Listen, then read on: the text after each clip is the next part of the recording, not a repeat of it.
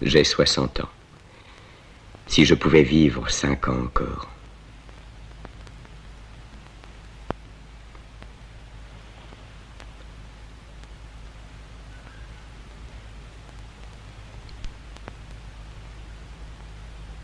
Je veux me réveiller. Je n'y arrive pas. La plupart du temps, je ne sais pas où je suis. Mais il m'arrive aussi de me croire autre part. J'ai l'impression que je vais mourir si je ne me réveille pas sur le champ. À Uskudar, dans la maison au bord de la mer, je m'asseyais dans mon lit. Et le cœur serré, j'écoutais ahaner les bateaux à moteur, battant la nuit, qui s'en allaient dans un voyage sans début et sans fin.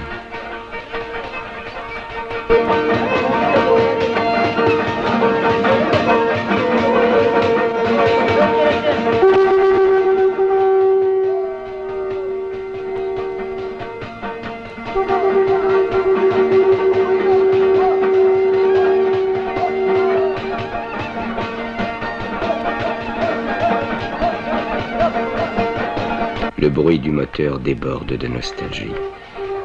Il vous appelle quelque part, très loin. À Uskudar, devant la maison, les eaux du Bosphore ont une autre voix, plus douce, plus secrète.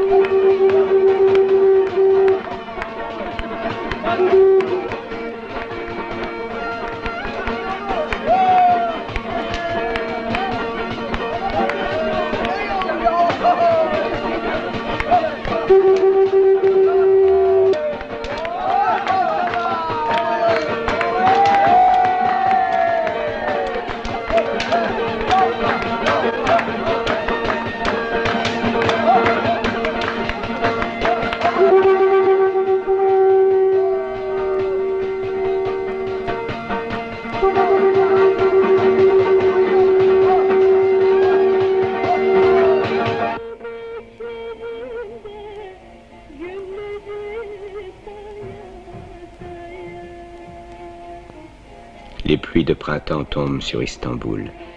Elles sont tièdes à présent.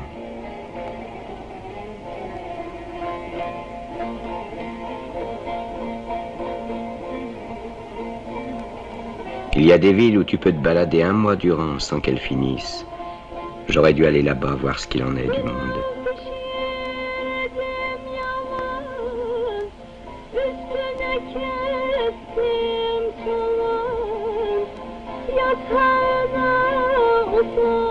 Qu'est-ce qu'il y en a des usines à Istanbul? Qu'est-ce qu'il y en a en Turquie? Qu'est-ce qu'il y en a dans le monde? Innombrables. Et combien d'hommes, combien se disent: si je ne trouve pas de travail, si je n'en ai pas, qui sait combien de chômeurs il y a dans le monde?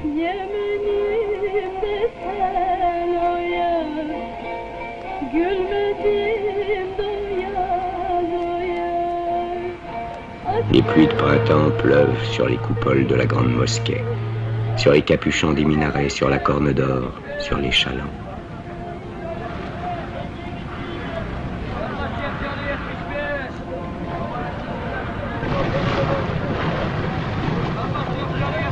Les pluies de printemps tombent sur le marché aux poissons.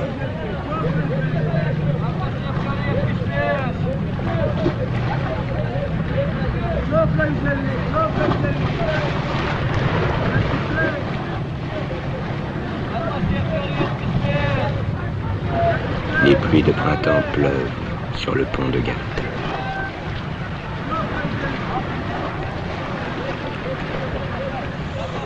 Je n'ai jamais reçu, sans rien donner en échange, d'argent de personne, sauf de mon grand-père les jours de fête.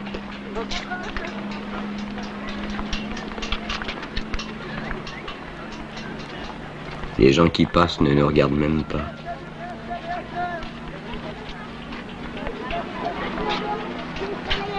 Il ne passe tout de même pas que des salauds sur ce pont.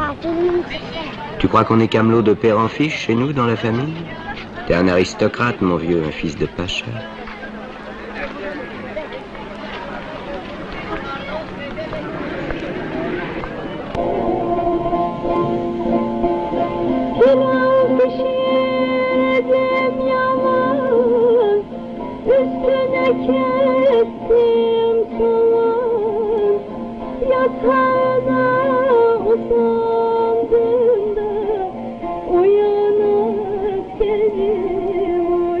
maison de bois moucharabiée.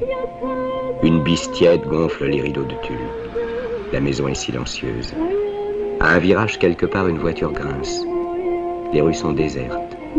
C'est l'heure de la sieste.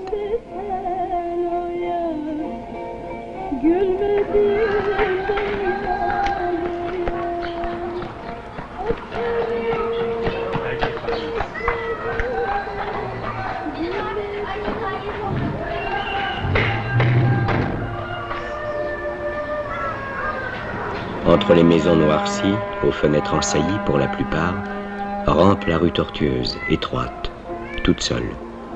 Et un silence, une solitude. On monte au premier. La propreté de ces divans recouverts de housses de toile me ravit. Le plancher, blanc comme de la résine à force d'être lavé, brossé, astiqué, est encore humide. Ça sent le savon d'Édirne, il me semble. La lavande et le bois de sapin mouillé.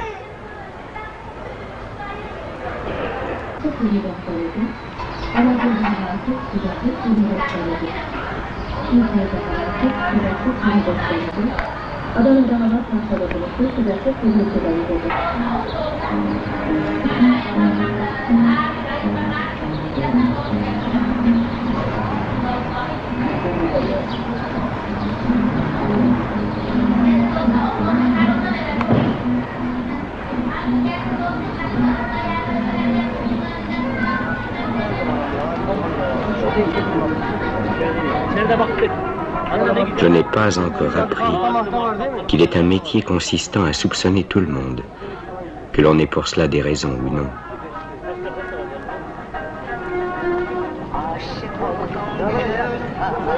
Ce doit être si triste de se sentir étranger quelque part. À moi, ça ne m'est pas arrivé. Mais à Üsküdar, dans la maison au bord de la mer, il y avait un jardinier, un Albanais, qui vivait à Istanbul depuis Dieu sait combien d'années. C'est un bien beau pays, répétait-il. Dieu vous le garde. Mais pour moi, c'est la migrance. Et j'ai bien peur de mourir sans revoir mon pays.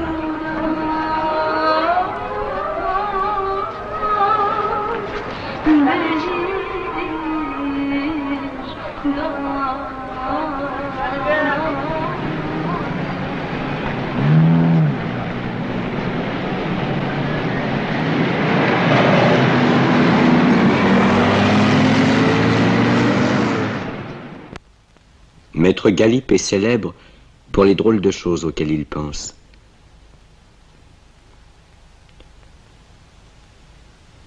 Si je pouvais chaque jour manger des gaufrettes, se disait-il à 5 ans.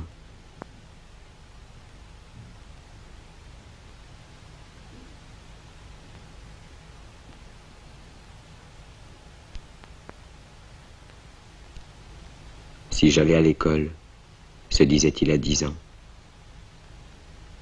Si je pouvais sortir avant la prière du soir de la boutique de coutelier de mon paternel, se disait-il à 11 ans. Si j'avais des souliers jaunes, si les filles me regardaient, se disait-il à 15 ans. Pourquoi mon père a-t-il fermé la boutique? L'usine, c'est bien différent de la boutique, se dit-il à 16 ans. Est-ce qu'ils vont augmenter ma paye? Se dit-il à 20 ans. Mon père est mort à 50 ans. Est-ce que je vais mourir si tôt, moi aussi? Se dit-il quand il avait 21 ans.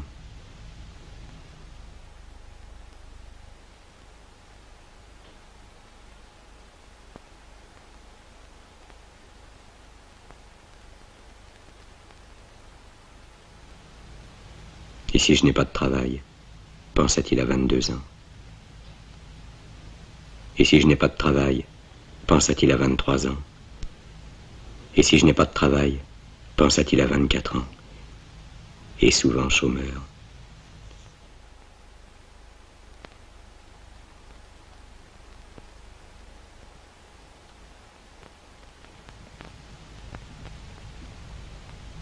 Jusqu'à l'âge de 50 ans, il se dit, et si je ne trouve pas de travail? À 51 ans, il se dit, j'ai vieilli, j'ai vécu 1 an de plus que mon père. Et maintenant, il a 52 ans. Il est chômeur. Et en ce moment, il s'est laissé prendre par la plus bizarre des idées. À quelle heure vais-je mourir? Est-ce que j'aurai une couverture sur moi quand je mourrai?